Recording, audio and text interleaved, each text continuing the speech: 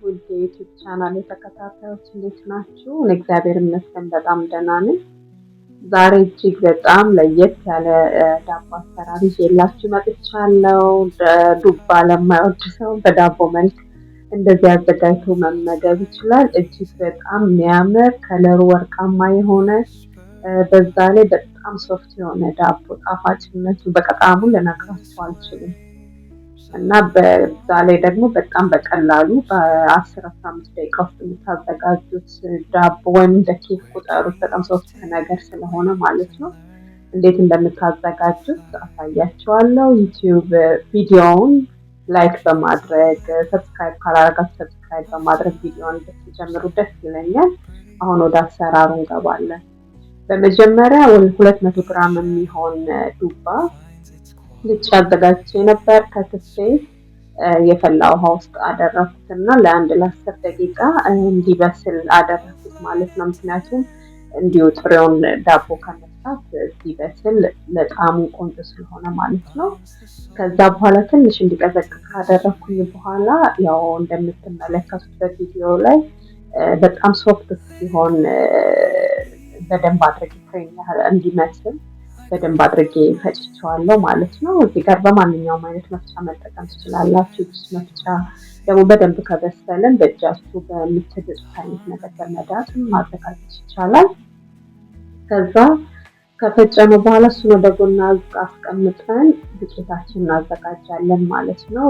300 ግራም የሚሆን ዱቄት ያስፈልገናል። ከዛ በኋላ ሁሉንም የሚያስፈልጉ ግብአቶችን ዱቄት ጋር እንቀላቅለዋለን። 1 የሻይ ማንኪያ የሚሆን ቤኪንግ ፓውደር፣ 1 የሻይ ማንኪያ የሚሆን ቤኪንግ ሶዳ እና ደግሞ ትንሽ ብን ያለች በእጃችን በተን የምናረጋቸውና 1 የሻይ ማንኪያ ሲናመን ይሄ ቅርንፉድ መሰለኝ የቅርንፉድ ዱቄት እናደርጋለን እና እሱን አንድ ላይ እናደባልቀዋለን። ቅርንፉድ ከሌላችሁ መዝለል ይቻላል። ከዛ በኋላ የእሱን ወደ ጎን እናስቀምጥና የዱባውን ያዘጋጀነውን ክሬም እናመጣና 4 የሻይ ማንኪያ የሚሆን ወተት፣ 3 የሻይ ማንኪያ ስኳር እናደርጋለን። 2 እንቁላል እና ደግሞ እዚህ ጋር ተጠቅሜያለሁ ኮንደንስድ ሚልክ ተጠቅሜያለሁ። ግን ኮንደንስድ ሚልክ እዚህ ጋር ኦፕሽናል ነው፣ አለመጠቀም ይቻላል። ኮንደንስድ ሚልክ ያው ጣፋጭ ስለሆነ እሱ ከሌላችሁ በሱ ቦታ 1-2 የሻይ ማንኪያ ስኳር ተጨማሪ ያው ጣፋጭነት እንዲጨምር ማድረግ ትችላላችሁ። ዘይትን ተጠቅሜያለሁ። ቂቤ ያለው መጠቀም ይችላል። እዚህ ጋር እኔ ዘይት የአትክልት ዘይት ነው የተጠቀምኩት።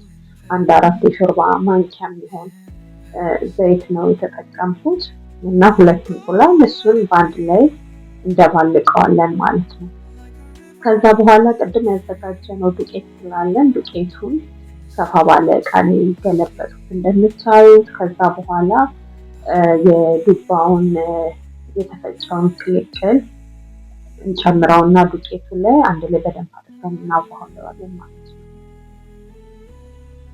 ከዛ አሁን ተዋህዶልናል፣ በደንብ ተደባልቋል። አሁን ቀጥታ ወደ ምንድነው ወደ ፓትራችን መገልበጥ ነው ማለት ነው። እዚህ ጋር ፓትራዬ እንዳይዝብኝ ምንድነው ያደረኩት ያው የሲሊኮን ፓትራ ነው የተጠቀምኩት።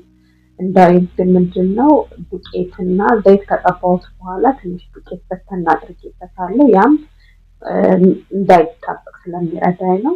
ከዛ በኋላ ለ15 ደቂቃ ያህል በ280 ዲግሪ አብስዬዋለሁ ማለት ነው። አሁን እንደምታዩት እንደሚያምር ወርቃማ ሆኖ ወጥቶልናል ማለት ነው ዳቦአችን። እጅግ በጣም ነው በቃ ሽታው ልነግራችሁ አልችልም። እዚህ ጋር የቫኒላ ኤክስትራክት መጨመር ትችላላችሁ። ያልተጠቀምኩት በርግጥ ግን በቃ በጣም ሽታው ደስ ይላል። በቃ ደስ የሚል እንትን አለ። እጅግ በጣም ሶፍት ነው እንደምታዩት። ከለሩ ደግሞ ወርቃማ አይነት ከለር ነው ሆኖ የወጣው። በደንብ አድርጎ በስሏል። የግድ አስቀምጡኝ አይልም። እጅግ በጣም የሚያምር ነው። በጣም ሶፍት ነው። እዚህ ጋር ቀምሼዋለሁ እንዴት እንደሚጣፍጥ በቃ አፋችሁ ላይ የሚሟሟ አይነት ጣዕም ነው ያለው። በጣም የወደድኩት። እናንተም በቀላሉ በቤታችሁ እንደዚህ አዘጋጅታችሁ መስራት ትችላላችሁ። ዱባን በሌላ አይነት መልኩ እንዲሁ መጠቀም እንችላለን ማለት ነው። ስለተከታተላችሁኝ አመሰግናለሁ። መልካም